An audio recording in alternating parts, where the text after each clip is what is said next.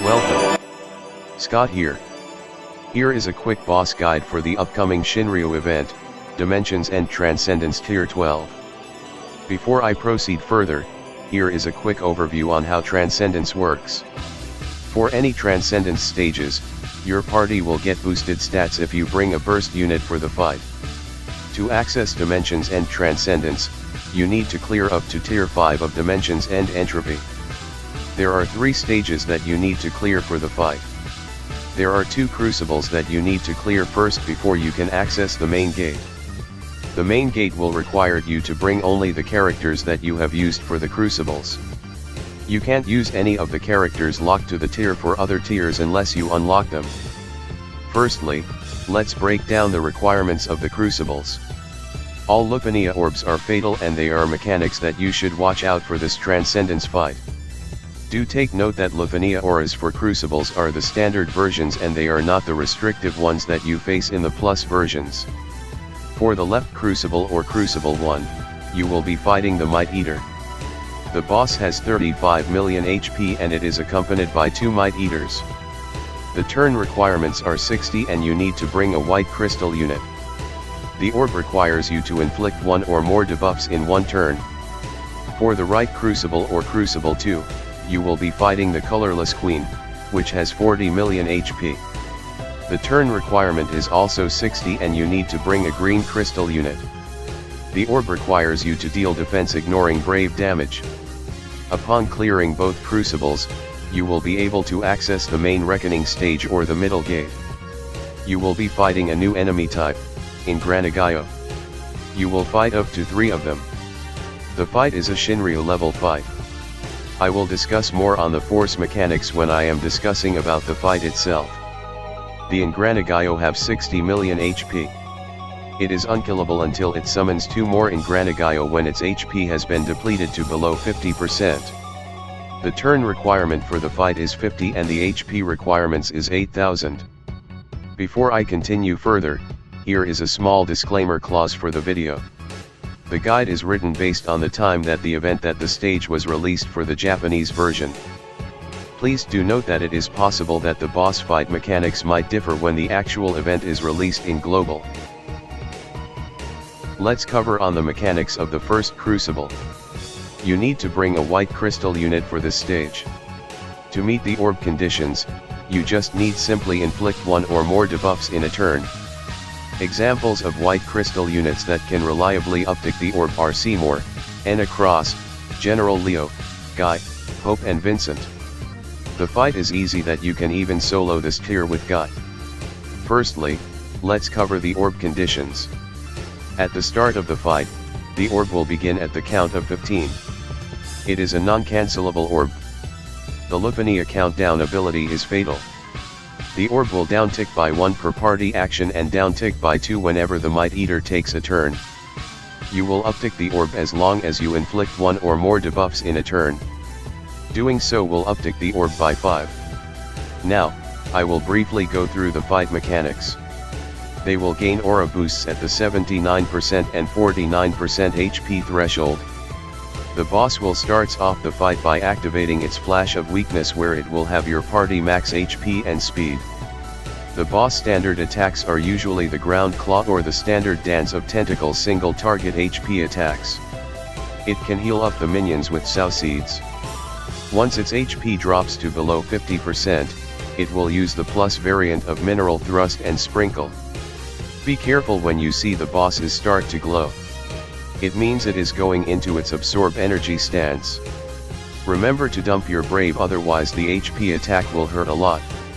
The minions, Mite Eater key attacks are mainly Rabble, a single target HP attack and its AoE HP attack Powder Fog. Now, let's cover the second crucible. For this crucible, you need to bring a green crystal unit. You will be fighting the Colorless Queen. Let's talk about the orb first. The orb will appear at the start of the fight. The Lupania countdown ability is fatal. The orb will downtick by 1 per party action and downtick by 2 whenever the boss act. You can uptick by dealing ignore defense brave damage. You can consider bringing the following green units for the fight. They are Celis, Dorgan, Sid Rains, Prishe, Camlanot, Renoa, Fujin and Cloud of Darkness. Other than Prishe and Sid Rains, most of the green units don't do ignore defense brave damage, so you have to make use of calls to fulfill the orb. Calls that deal ignore defense brave damage on both calls are Rains, Sabin, Cyan, and Beatrix. Other call options that have the LDCA dealing ignore defense brave damage are Orin, Shadow, Redia and Edgar.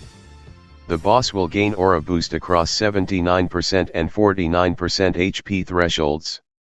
The boss will start off with a full recast gauge. The recast ability Light of Doom is a brave gain, AoE brave plus HP attack. It will grant the boss a BRV shield that scales off 350% of the boss initial brave. After it uses its recast ability, it will use the Ruination Field Plus, which will cause the boss to disable your summon for good. After which it will start to applying random debuffs with Ruination Field Plus whenever it ends its turn. Debuffs that it could applies ranges from 30% chance of one turn paralysis or 50% chance of either defense down, poison or attack down.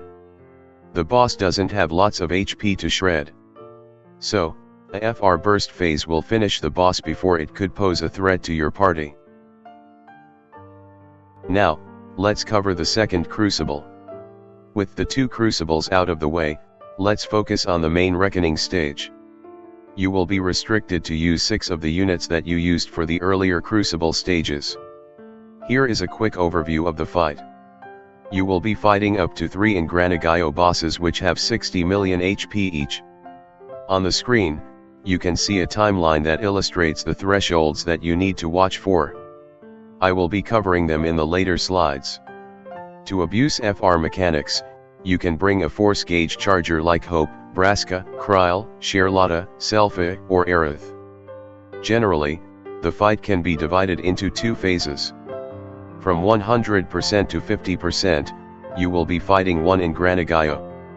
You cannot kill it until you reach the next phase. Once its HP dropped to 49%, the first Ingranaggio will summon 2 more to the battlefield. Throughout the fight, the boss will charge its force gauge faster by 3% when your party acts and another 3% when they act. The boss will also gain 50% brave damage resist along with 30% speed up aura. Due to the aforementioned properties of its force gauge, it will be noticeably that the boss will uses its force ability a lot faster if you are not bringing any designated force charger. The boss force ability will change its properties as it uses it. The boss will emit a colored aura upon using it. Do not let the boss uses its force ability when it is emitting the red aura. The boss has a simple 3 attack rotation. It is worth noting to watch out for its mono laser attack, which grants the boss a nasty 50% max brave regen. With that buff active, you can see the boss gain a minimum 60k before it executes its turn. You can tank it with a unit with last stand passive, control its brave with brave control utility like freeze debuff, or evade those attacks with an evasion buff. To deal force weakness, you need to use a magic FR that inflicts 3 or more debuffs.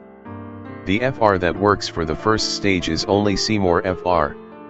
If you are activating your FR after the boss have summoned its buddies, you can make use of Celis, Terra, or Hope FR to inflict its force weakness. The fight is relatively an easy one, and lots of the JP clears feature a unit solo attempt. You can solo this with Celis, Dorgan, or Cloud of Darkness. Arthan could also work here, but he won't meet the crystal requirements. An example of future FRBT units that can solo this tier is Sarah. I have included the LDCA that the players used for their solo attempt, where you can use it as a reference. Firstly, let's cover on the boss force gauge mechanics. As this is a Shinryu fight, the boss will also gain boost too as the force gauge build up. The charging speed will increase faster as the boss HP deplete. You can refer the table on bottom of the screen for more details. Throughout the fight, the boss will charge its force gauge faster by 3% when your party acts and another 3% when they act. The boss will also gain 50% brave damage resist along with 30% speed up aura. Due to the aforementioned properties of its force gauge, it will be noticeably that the boss will uses its force ability a lot faster if you are not bringing any designated force charger. When the force gauge is maxed, it will unleash its force ability, Needle Giga Spread, and activate its force time by 2. The ability will become stronger depending on the colored aura that the boss is emitting. At the start of the fight, the boss has no aura. After the first use of its force ability, it will gain a yellow aura. If the yellow aura is not dispelled, upon using the second use of its force ability, the aura will get upgraded to red.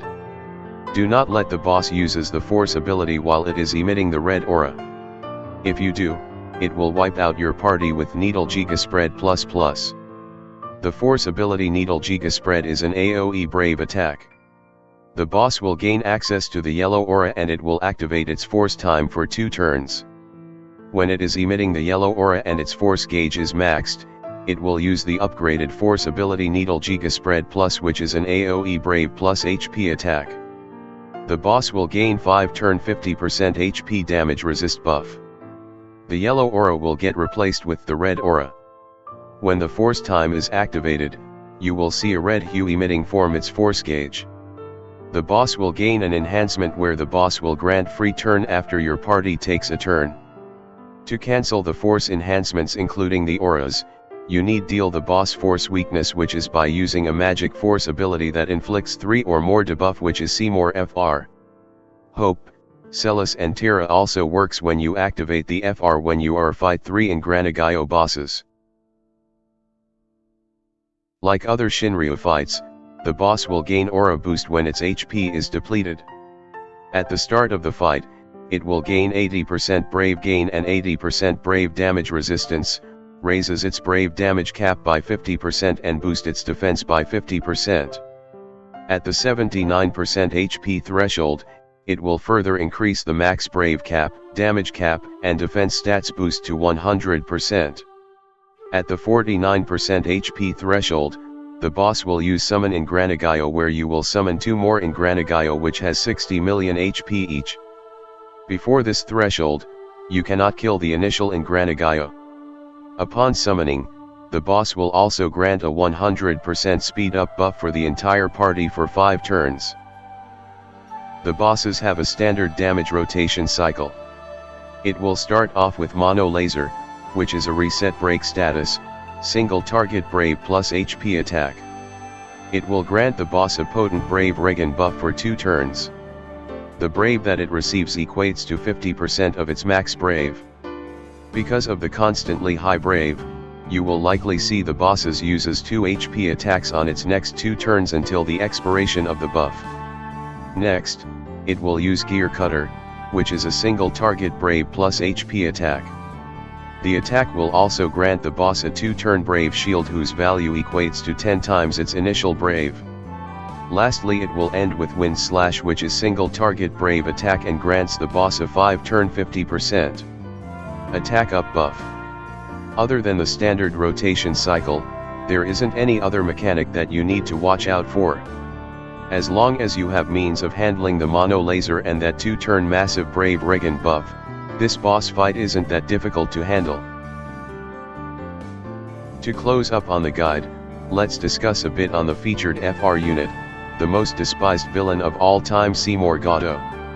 Seymour FR conditions are relatively simple to meet, but it may not be to the liking of players who wants to finish up the fight fast.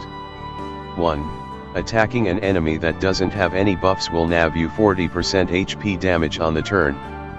You can easily achieve this by blocking the boss buff slots with 8-frame debuffs or use buff negation units like Aerith or Vincent. 2. This is the part that makes Seymour feel really good or bad. If you attack boss whose current HP is below 80%, you will get 10% HP damage bonus on the turn. If you attack boss whose current HP is below 50%, you will gain another 10% HP damage bonus. So in order to maximize the full potential of this FR, it is best to start using this FR when the boss HP is below 50% for maximum effect. With this, I have come to the end of the guide. Hopefully, this will help you. If you like the video, please give it a like. If you are looking forward future content like this, Please subscribe to my channel for future related content.